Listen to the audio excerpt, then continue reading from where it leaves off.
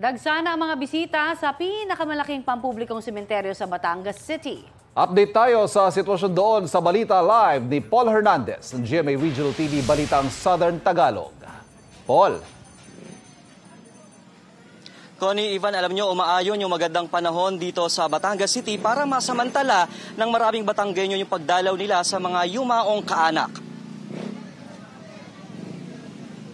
Buhos ngayong araw, November 1, ang mga bumibisita sa Bulbok Public Cemetery sa Batangas City na itinuturing na pinakamalaking pampublikong himlayan sa lungsod. 8 sementeryo ang binabantayan dito sa Batangas City. Isinara na ng Batangas City Transportation Development and Regulatory Office o TDRO para sa mga pampubliko at pribadong sasakyan ng ilang pangunahing lansangan para bigyang daan ang mga tao na bibisita sa mga yumao. Tanging kandila, bulaklak at ilang pagkain lamang yung pinapayagang maipasok dito sa loob ng sementeryo.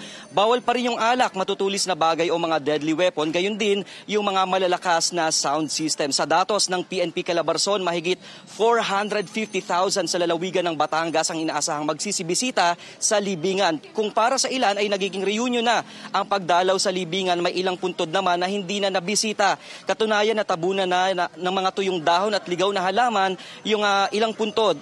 Mahigit 3,000 naman ang nakakalat na PNP personnel sa buong probinsya na nakabantay sa checkpoint, sa terminal, gayon din sa places of convergence. Ang DOH ay nananawagan sa publiko na wag nang isama sa mga libingan ng mga maliliit na bata para maiiwas na sila sa banta ng iba pang mga sakit bukod pa doon sa COVID-19. Connie, Ivan, dating at alis pa rin yung mga taong dumadalaw dito sa Bulbok Public Cemetery sa Batangas City. Sa hapon hanggang sa gabi daw ay inaasahan pa yung mas malaking bulto na magsisipagdalaw dito. Ayon naman sa pulis na nakabantay doon sa labas ng sementeryo ay wala pa naman daw silang naitatala na any untoward incident dito sa libingan. Connie, Ivan. Maraming salamat, Paul Hernandez ng GMA Regional TV Balitang Southern Tagalog.